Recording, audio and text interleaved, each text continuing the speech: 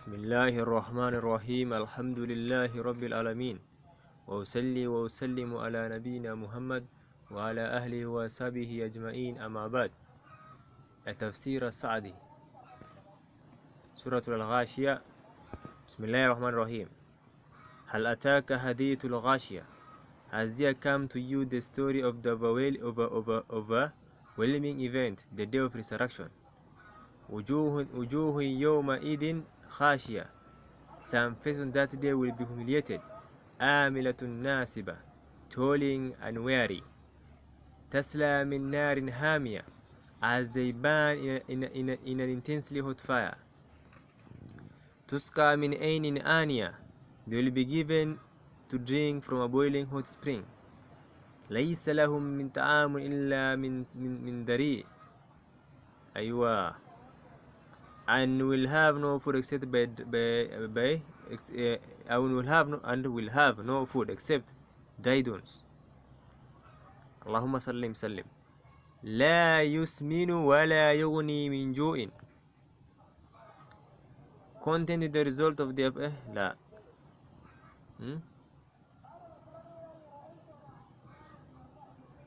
أيوة, that will never nourish nor satisfy hunger. وجوه يومئذ نائمة. Another faces on that day will be joyful. لسعيها راضية, counting the result of their past endeavors. في جنة عالية, in a garden on high. لا تسمع فيها لاغية. In it, where they will hear, where there is no in it, where they will hear no idle talk. فيها عين جارية, in it there will be a flowing spring. فيها سرور مرفوعة, in there will be raised coaches. وأكواب موضوعة, and goblet placed ready. وأكواب موضوعة ونمارق مصفوفة, and caution set in rows.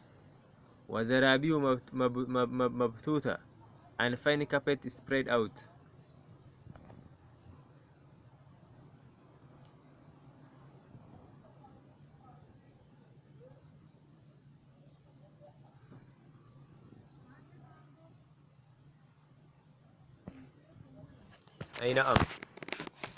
Hence Allah subhanahu wa ta'ala mentions that the day of resurrection and that it will involve of terrifying events, for it will overwhelm people with its hardships. They will be requited for their deeds and will be divided into two groups. One group which will be in paradise, and other which will be in the blazing fire. Then he describes each group. He says, describing the people of hell. Some faces on that day, namely the day of resurrection, will be humiliated, subject to shame and disgrace. Toiling and weary, that is, they will be exhausted from the punishment, dragged on their faces, and their faces will be covered with fire, as they burn in an intensely hot fire that will compass them on all sides. They will be given to drink from a boiling hot spring, that is, one that is intensely hot. If they cry for help, they will be given water like boiling dregs of oil that will scald their faces. This will be their drink. As for their food, they will have no food except dry bones that will neither nourish nor satisfy hunger. The purpose of food is usually one of the two things. Either it satisfies person's hunger and takes away the pangs thereof, or it nourishes his body and protects it from malnutrition. But this food will not do either of these things. Rather, it is food that is excessively bitter, foul smelling, and vile. We ask Allah to keep us safe and sound. As for the people of goodness, their face on the day of resurrection will be joyful. That is, the radiance of bliss will show on their faces, and their bodies will exhibit physical well-being. Their faces will glow, and they will be extremely happy. Content the result of their past endeavors, that they sent forth in this world of righteous deeds and kindness to the slaves of Allah.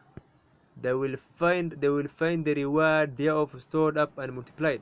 So they will be pleased with the outcome and will attain all that they wished for. They will be in garden that contains all kinds of delight on high, in a sublime location, with the lofty dwellings, one above another, from which they will look out over what Allah has prepared for them of honor. Where? That is, in paradise. They will hear no idle talk, that is, they will hear no unnecessary talk, let alone any kind of forbidden talk. Rather, their talk will be good and beneficial talk that includes remembrance of Allah Azza wa Jal and remembrance of His abundant blessings, and they will observe the best manners when talking and conversing, which will bring joy to their hearts. In it there will be a flowing spring, that is, there will be numerous springs that will cause to flow and direct however they wish, and wherever they want. In it there will be raised coaches. The word translated here as coaches refers to raised sitting that is covered with soft and fine cloth, and a goblet placed ready, that is, vessel filled with all kinds of delicious drinks that will be placed in front of them and prepared for them. They will be made available upon demand, taken around to them by immortal youths. And cushions set in rows, that is, pillows of silk, brocade, and other fabrics that no one knows except Allah. They will be lined up for people who sit and recline on, and they will not need to go to the trouble of putting them out and setting them up in rows themselves. And fine carpet spread out. This refers to beautiful carpets. The place where they will sit will be filled with these carpets. أفلا ينظرون إلى أيوة أفلا ينظرون الإبل كيف خلقت. Do they not consider the camels how they are created? وإلى السماء كيف رفعت. The heaven how it is raised high. وإلى الجبال كيف نصبت. The mountains how they are set, and the mountains how they are firmly set up. وإلى الأرض كيف سطحت. And the earth how it is spread out. فذكر إنما أنت مذكر. So admonish, O Muhammad, for you are but sent to admonish. لست عليهم بمسيطر. You have no power over them. إلا من تولى وكفر. But whoever turns away and disbelieves, فيؤدب الله عذاب الأكبر. Allah will punish him with the highest punishment. إن إلينا إيابهم. Allah will verily to us will be the return. ثم إن علينا حسابهم. Then it is for us to call them to account.